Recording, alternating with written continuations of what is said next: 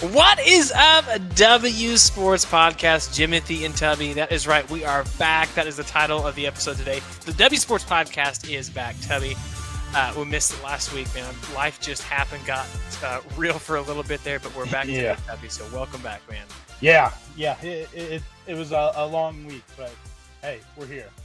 Yes, yeah. It's hard when usually one of us, it's some life happens, busy schedules, vacations, all that stuff happens, and the other one's like, no, I got it. I'll do maybe a solo episode. Tubby, you've done that a couple of times actually, and this was one of the cases where it actually hit both of us. So yeah. Number one, we appreciate you all being so flexible and understanding and staying sub to the show. So yeah, thank you for that. Today we got a quick episode because we missed you guys and we want to bring up all the things that are happening this week. Specifically, we have spring training games started late last week, so we finally have our minds wrapped around some thoughts. That's why I got the Cardinals hat.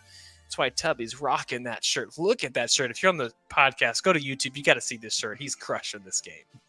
Yeah, it's springtime. Baseball, golf, combine. We're ready.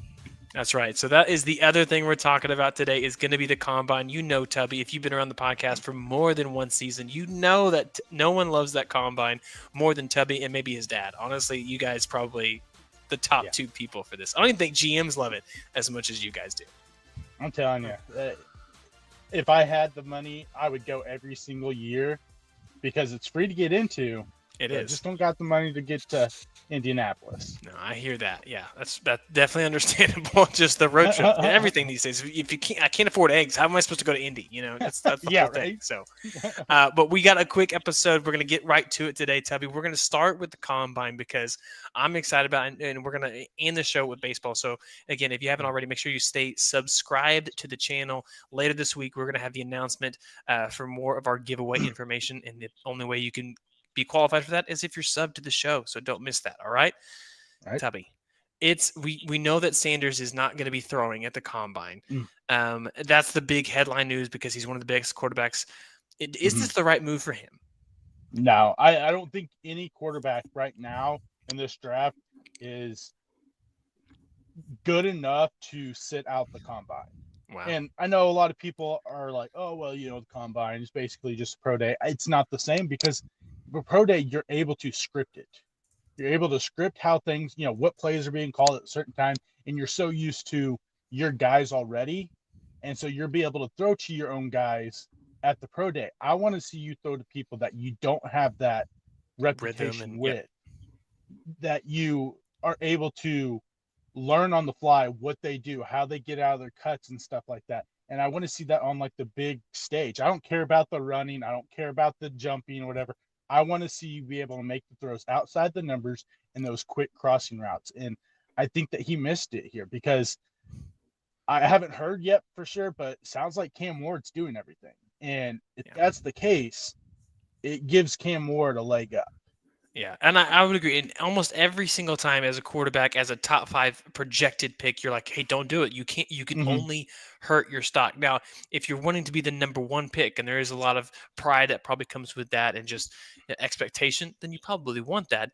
I can't tell yet if this is more of a play because he's like, honestly, I don't want to be the first pick. Just based off destination. I don't know if he's getting too into the weeds on that. The other thing to note about Sanders specifically is he has not had the best buzz going into the draft. I mean, Mel Kiper, we don't always agree with, but he did say that honestly, his style of quarterback is not what the NFL is looking for anymore. I mean, just look at the quarterbacks in the Super Bowl and even look at the quarterbacks who made the conference championship or a deep run into the playoffs. Were they that pocket passer type? And I would argue that they're not. Or all the top rookie quarterbacks this year. I mean, Bo Nix is super athletic.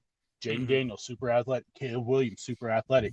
So it's transitioned to now where you can't have that stand in the pocket type quarterback. You have to have someone that can get outside the pocket, use their legs, and he's not quite that. And that's another thing too. Is like I want to see, like I've seen videos of him and Cam Ward. They train together, and it's not helping Sanders.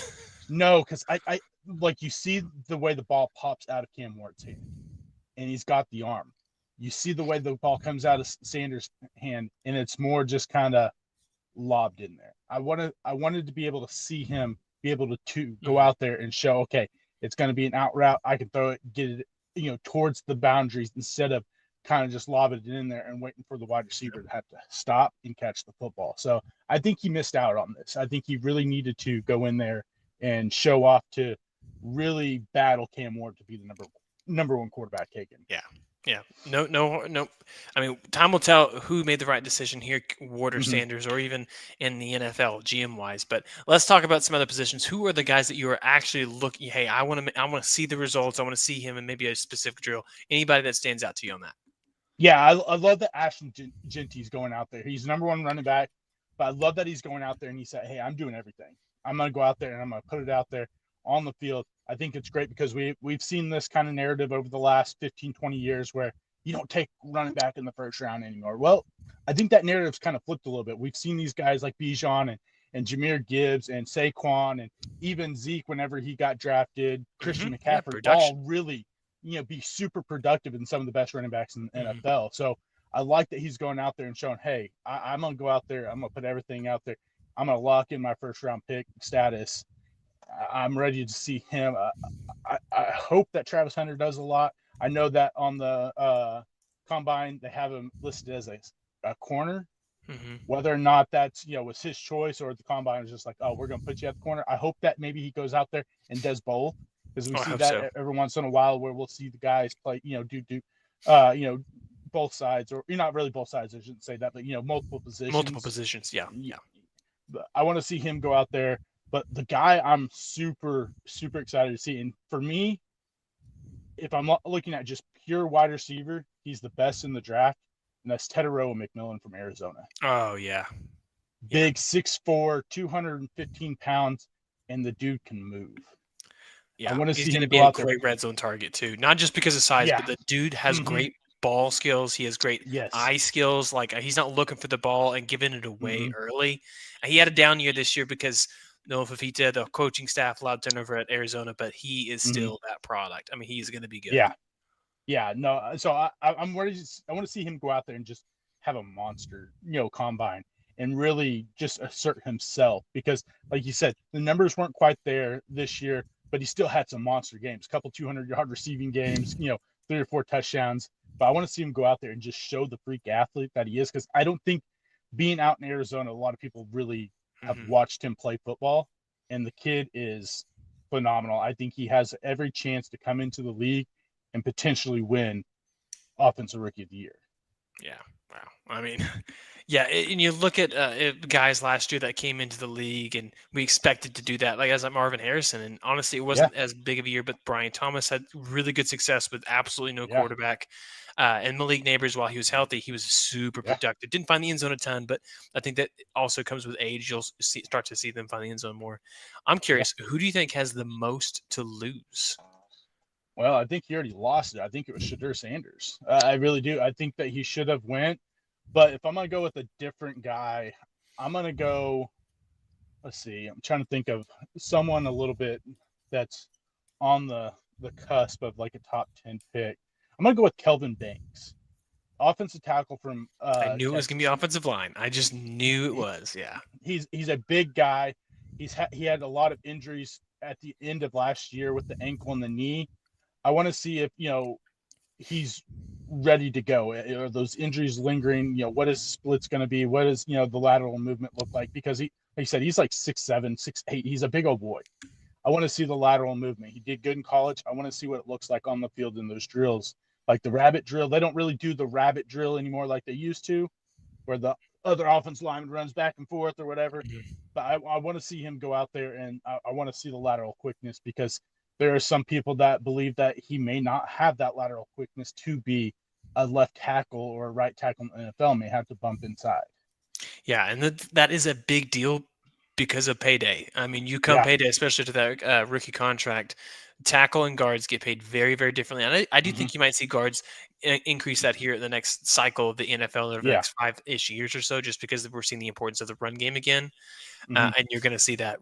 So it's not going to be the end of the world, but yeah, a lot of potential there just based off positioning. So I just want to notate this. You mentioned Travis Hunter being at multiple multiple positions that he would test in, essentially do the drills Mhm. for. And we need to focus this real quick on why this is such an important thing, because there are multiple people who have done this, and Mhm. but the reality is there are once the season ends, there are combine type coaches, and it's like you're going to Mhm. crush this drill. And to Yeah. imagine what it's like if you want to do this in multiple positions, let alone multiple sides of the ball, and the different Yeah. type of coaching you need to do this at an excellent level. Seeing what Hunter does is going to absolutely just prove either that he's a Heisman winner outside of Genty. I get that, but like Mhm. this dude was the best player in college football, and legitimately in any other year, if it wasn't a quarterback dominated league, could be the number one pick. Yeah. Yeah. No, like you said, usually when you see someone play, doing like drills for a different position, it's like an outside, like a defensive end outside linebacker dropping back and playing middle Mm-hmm. linebacker, or something, somewhat similar, but not crazy difference from going in. Oh, I'm gonna cover the wide receiver to now I'm gonna be the wide receiver. So Yep. it's a completely different type of drills that he would have to learn. But yeah, I want to see him. I hope he does. I hope he overrides him. Say, hey, I'm gonna do the wide receiver drills also, and go Mm-hmm. out there and show out, because No. you we've never, I mean, in my lifetime, I can't remember anybody right off the top of my head that I can go, yeah, he played both sides of the football in the NFL. And I want to, legitimately, not just going, oh, you have Devin Hester who played wide receiver a little bit and then transitioned to corner, or you've seen Champ Bailey get a few offensive snaps here and there, Deion Sanders get a few offensive snaps. I want to see if he really can play both sides of the field Mm-hmm. like he did in college. Yeah. When that starts, I believe on the 27th, so Thursday through Yep. Sunday, I Mm-hmm. believe. So a lot of information there. Be sure to follow along Tubby if you haven't already on social media. He might be posting some thoughts. Who knows? Who knows if there's any breaking news? Tubby is the one to go there. Now let's transition to baseball. Spring training game started. We already got Juan Soto with a home run, absolute moonshot to start it off. Yeah. We got Dodgers dominating. It seems like, right? Hey. Who cares about spring records? That's the Spring big training. thing here. Yeah. I Blake don't care.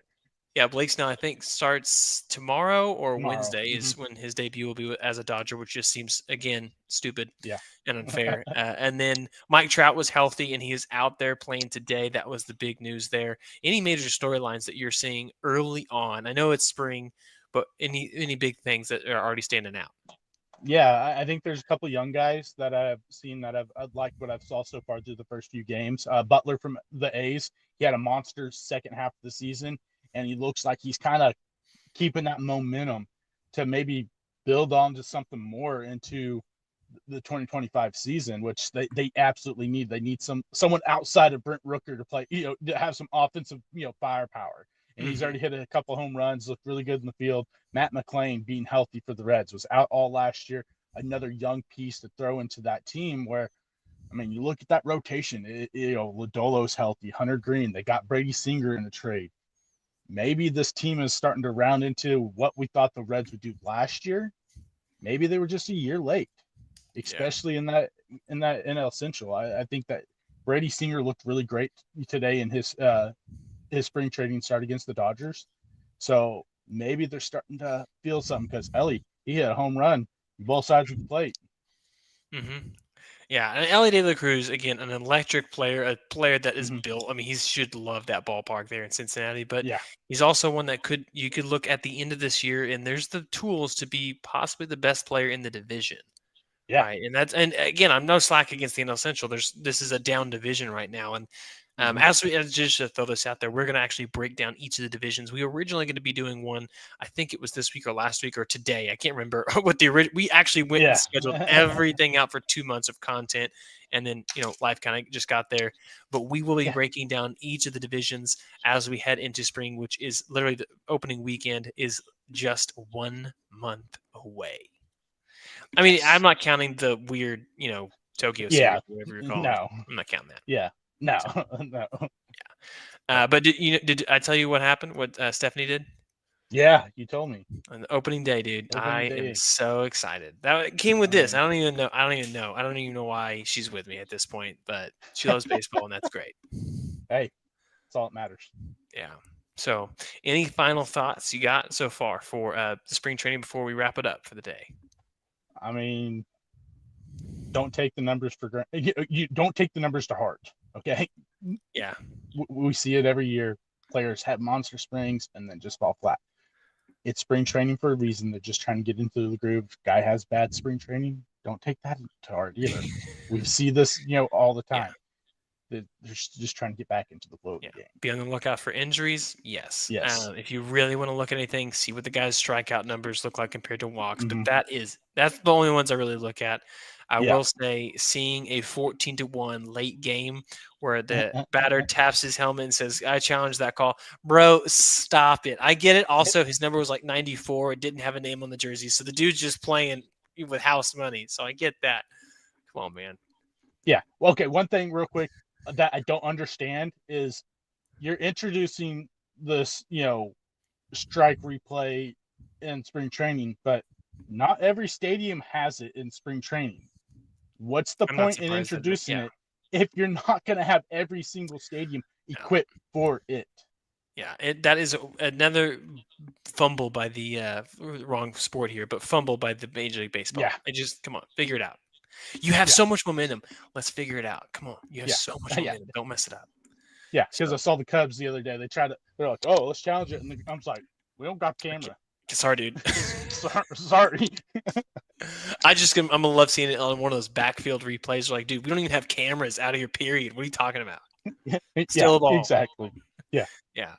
Well, guys, that is the episode. We thank you so much for sticking with us. Again, we will be back again this week with a couple other episodes later in the week. So make sure that if you haven't already, what are you doing? Hit subscribe, because you know what? You just got to listen. Feel free to put all your thoughts in the chat. We'll make sure we respond to those. Until then, we'll see y'all next time. See ya. See ya.